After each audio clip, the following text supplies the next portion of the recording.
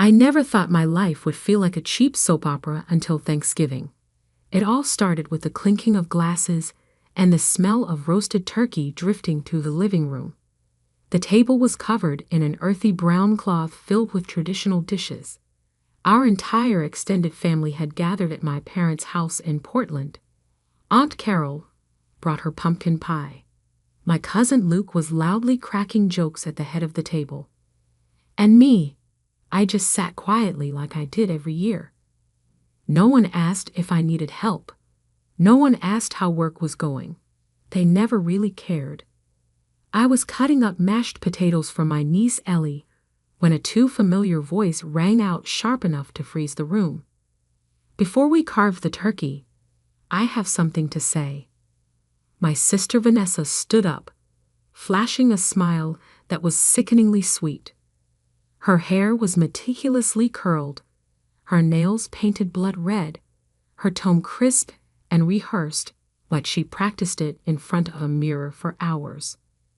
Everyone looked up, forks suspended in midair. I held my breath. "I think it's time we were all honest with each other," she said, glancing around the room like a pageant queen about to announce a winner. "Last week, we took a vote." My father cleared his throat. My mother set her wine glass down, visibly eager. "And the result," Vanessa paused, inhaling dramatically before turning to me. I laughed. "We've decided. You are no longer part of this family." The room went still. I thought I misheard. But then the worst thing happened. The table applauded. Applause. Real applause. And Carol whistled softly. Luke raised his glass like he was toasting. At my mother?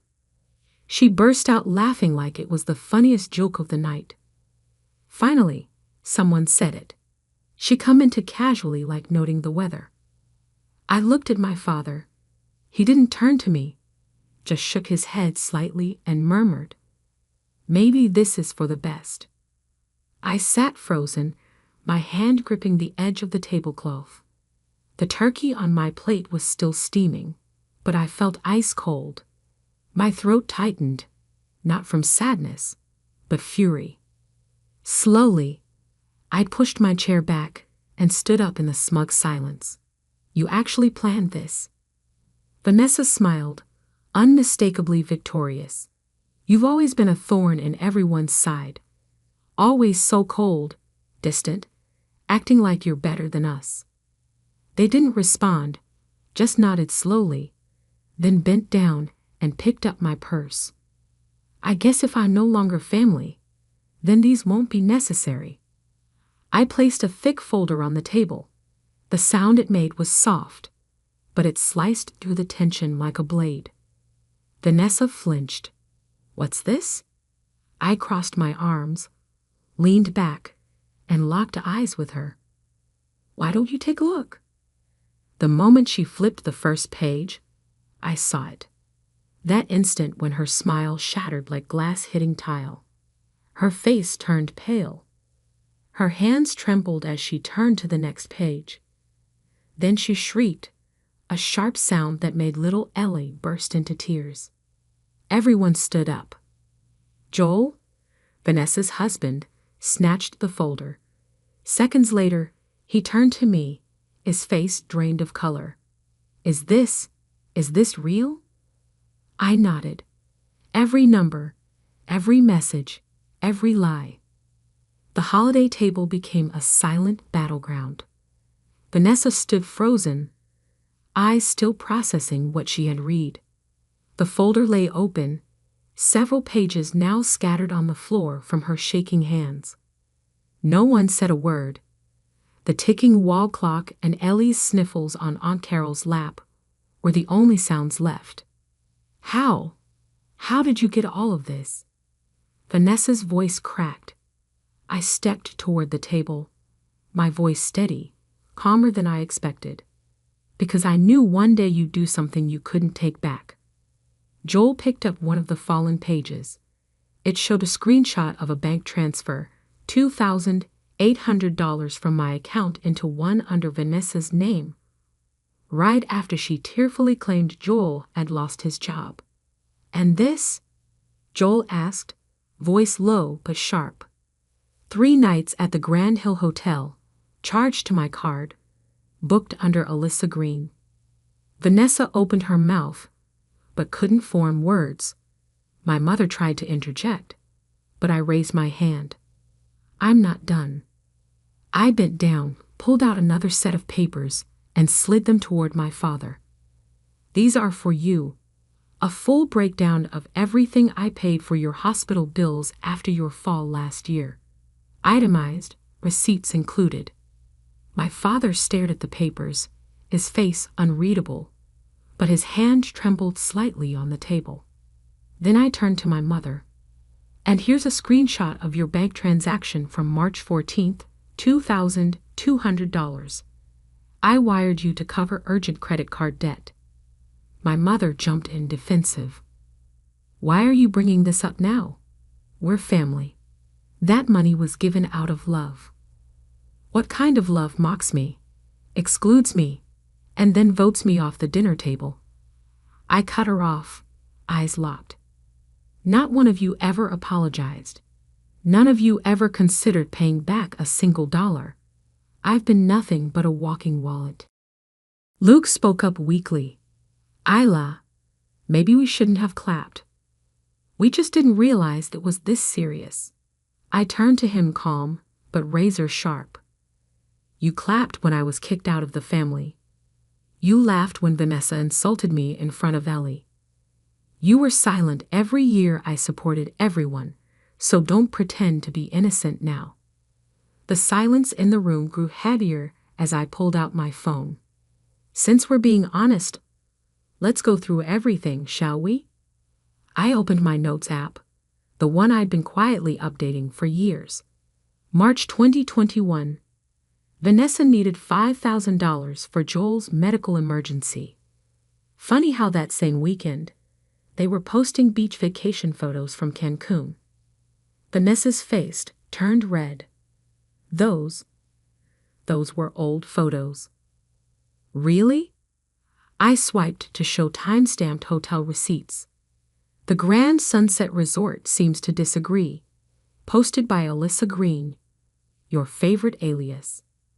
Joel turned to Vanessa, his expression darkening. "You told me your friend paid for that trip." I continued, my voice steady. July 2022. Mom's desperate call about property taxes. $3,200 transferred. August 2022. Dad's car repair. $1,800. September 2022. Vanessa's business investment of $7,000, which actually funded her shopping spree at Nordstrom. My mother tried to interrupt. "Sweetheart, every family helps each other." "Let me finish." I cut her off. December 2022. Christmas gifts for everyone. January 2023.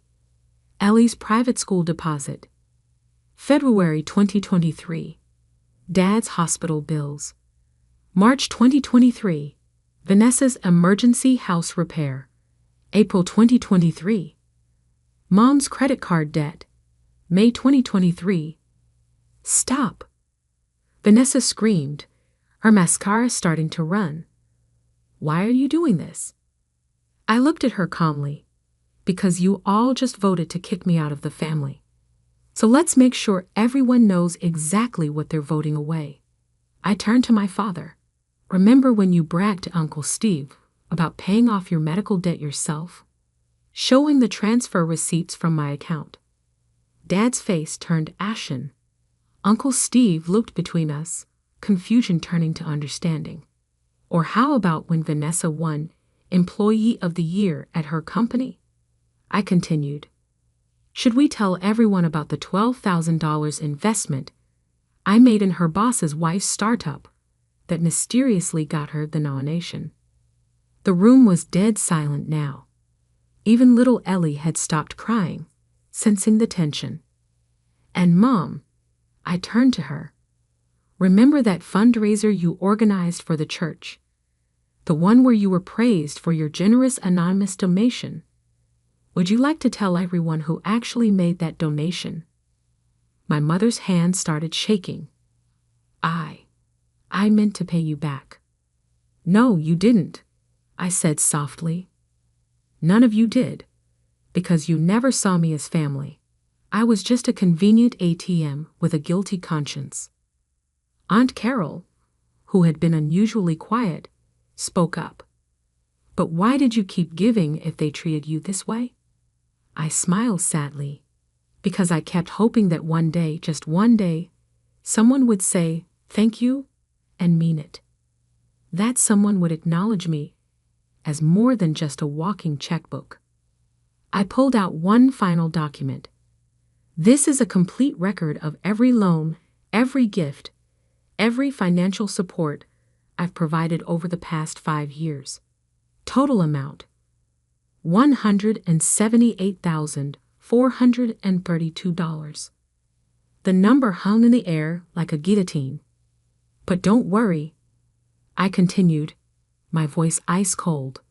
Since I'm no longer family, I've already contacted my lawyer.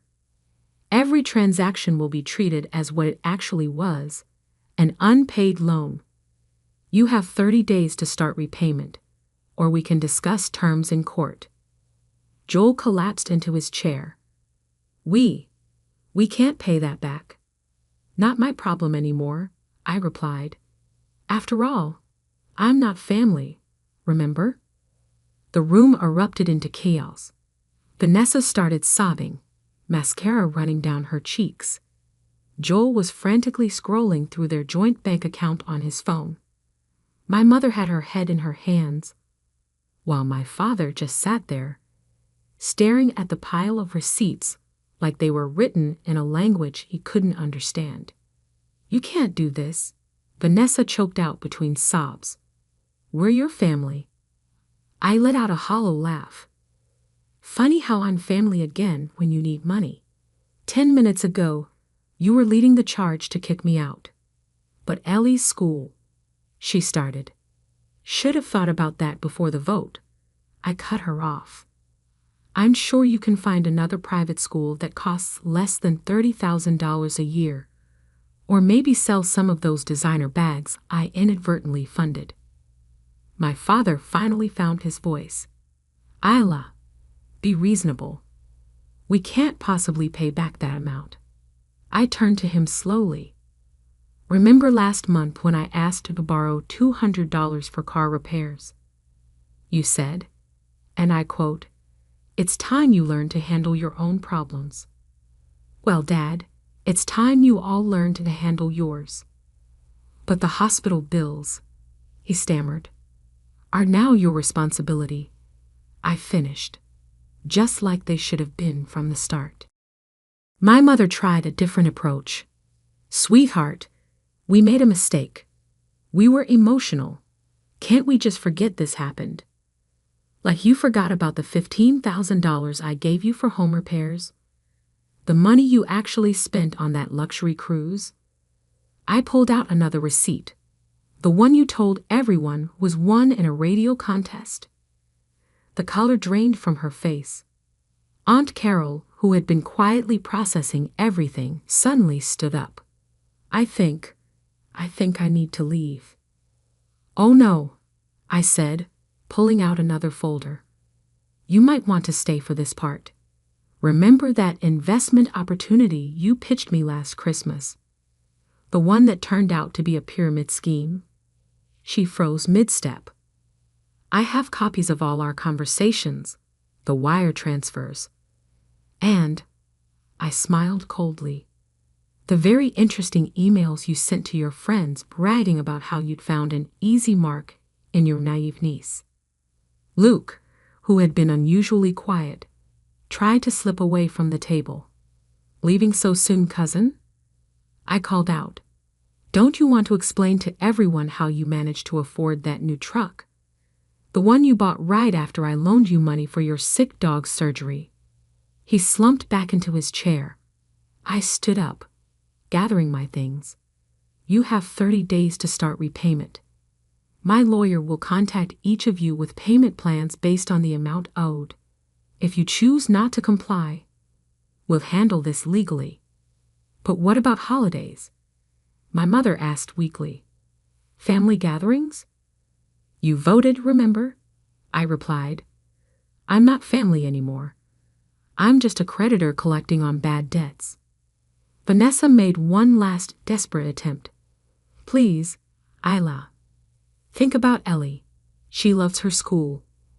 I looked at my niece, who was watching everything with wide, confused eyes. Maybe you should have thought about Ellie before you taught her it's okay to mock and exclude people who help you. I walked to the door, then turned back one last time. Oh, and one more thing. I've already frozen all my accounts and credit cards. No more emergency calls. No more urgent transfers. No more silent ATM at your beck and call. The silence that followed was deafening. As I stepped out into the cool November air, my phone started buzzing with messages and calls. I blocked them all, one by one. In my car, I found an old photo tucked in the visor. Last year's Thanksgiving, everyone smiling, pretending to be the perfect family. I took it down and dropped it in the trash. 3 days later, my lawyer sent out the official notices. Within a week, Vanessa had to pull Ellie out of private school. My mother's credit cards were declined at her favorite stores. My father started getting calls from the hospital about payment plans. They tried everything: guilt trips through distant relatives, tearful voicemails, even showing up at my office. But I held firm. Years of manipulation and entitlement had finally met their match in cold, hard legal documentation. 6 months later, I sat in my new apartment across town, reading their first mandatory payment notifications. It wasn't about the money anymore. It was about consequences, about learning that actions have real repercussions. My phone buzzed with a text from an unknown number. Ellie, using her friend's phone. Aunt Isla, I miss you. Mom says we can't talk to you anymore, but I wanted you to know I understand now. They were mean to you. I'm sorry I didn't say anything. I smiled sadly and saved her message. Maybe there was hope for the next generation. Maybe they'd learn what the adults never did. That family isn't about what you can take, but what you freely give. And sometimes, the strongest love is knowing when to walk away. The following Thanksgiving, I had dinner with friends who became family.